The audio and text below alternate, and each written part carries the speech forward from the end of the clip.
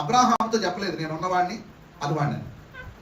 దేవుడు అనబడినటువంటి వాడు ఉన్నాడు అనేటువంటి సత్యం అబ్రాహాముకు అర్థమవునట్లు దేవుడు తన స్వరము చేత ఆయన ఉన్నాడనే ఉనికిని అబ్రాహాముకు పరిచయం చేశాడు.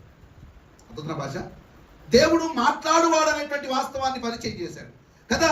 దేవునిలో ఉన్నటువంటి సారమేంటో అబ్రాహాముకు మొట్టమొదటిగా పరిచయం అయింది ఆయన స్వరము ద్వారా.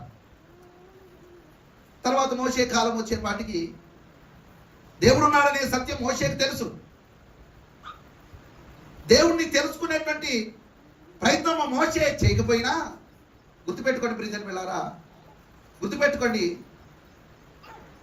హోరేబు పర్వతం మందు గొర్రెల మందను కాస్తున్నటువంటి మోషేకు దేవుడు తను తాను వెల్లడి చేసుకోవటం మాత్రమే కాదు, ఈసారి అబ్రాహాము కంటే ఒక ధన్యత మోషే అధికంగా పొందాడు. ఏంటి అంటే తెలుసా?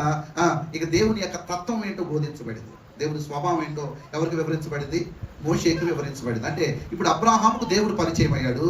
మోషే కాలంలో దేవుని స్వభావము పరిచయమైంది. నేను అంటాను ప్రియజన బిడ్డలారా, అలా పరిచయమైనటువంటి మోషేకి కదా, ఆ మోషే తర్వాత ఇశ్రాయేలు ప్రజలందరికీ ఆశీర్వాదాన్ని వెల్లడి చేశాడంట. అంటే దీని అంతరార్థం దేవుని గొప్ప కార్యాలు వారి పట్ల జరగటం ప్రారంభించబడింది. దేవుడేంటో తను తాను అబ్రాహాముకు తెలియపరచుకోకపోతే అబ్రాహాం వల్ల కాదు